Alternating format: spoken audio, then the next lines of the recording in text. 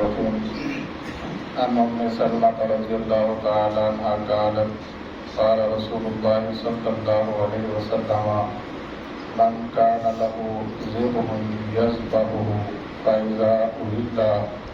إلى ذي الحجة فلا يأخذن من شعره ولا من أظفاره شيئا حتى يضحي أو كما قال النبي صلى الله عليه وسلم۔ حضرت ام سلمہ رضی اللہ تعالی عنہا سے مروی ہے، فرماتی ہیں کہ رسول کریم صلی اللہ علیہ وسلم نے ارشاد فرمایا، جس بندے کے پاس جانور ہو ذبح کرنے کے لیے تو جب وہ ذی الحج کا چاند دیکھ لے فلا یأخذن من شعرہ، نہ کاٹے اپنے بالوں کو، ولا من اظفارہ، اور نہ کاٹے اپنے ناخنوں کو، حتی یضحی، یہاں تک کہ وہ قربانی کر لے۔ قربانی کرنے والا اور نہ کرنے والا دونوں کے لیے یہ مستحب عمل ہے کہ جب ذی الحج کا چاند نظر آ جائے تو اس کے بعد اپنے بال اور ناخن نہ کٹوائے یہاں تک کہ عید کی نماز ادا کر لے۔ جس کی قربانی نہیں ہے، جس کی قربانی ہے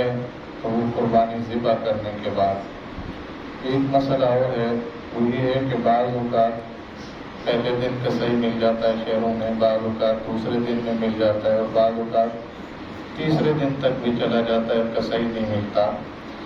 یہ کسائی کی وجہ سے جو بندہ لیٹ ہوتا ہے اس کے لیے ضروری ہے کہ وہ نماز عید کے بعد اپنے بال اور ناخن کیا کر لے، تراش لے۔ اگر خود ذبح کرنے والا ہے، کیونکہ صحابہ کرام کے دور میں اس وقت کسائی کی کوئی ضرورت نہیں تھی، ہر بندہ خود ہی کرتا تھا۔ آج بھی اگر آپ گاؤں وغیرہ میں جائیں تو وہاں کے لوگ کسائی نہیں ڈھونڈتے، وہ خود ہی کیا کرتے ہیں، ذبح کرتے ہیں اور خود ہی جانور بناتے ہیں۔ تو اگر کوئی بندہ کسائی کی وجہ سے لیٹ ہو تو اس کے لیے لازم کیا ہے کہ وہ تیسرے دن قربانی کے ذبح ہونے کا انتظار نہ کرے، بلکہ جیسے ہی نماز عید سے فارغ ہو جائے تو اس کے بعد اپنے بال اور ناخن کیا کر سکتا ہے، تراش سکتا ہے۔ اور یہ عمل مستحب ہے ہر بندے کے لیے، چاہے اس کی قربانی ہے یا پھر نہیں ہے۔ اور آج چونکہ ذی الحجہ کے چاند کے نظر آنے کے امکانات ہیں، ابھی سے لے کر مغرب تک کے بعد آپ کے پاس ٹائم ہے، اگر کسی نے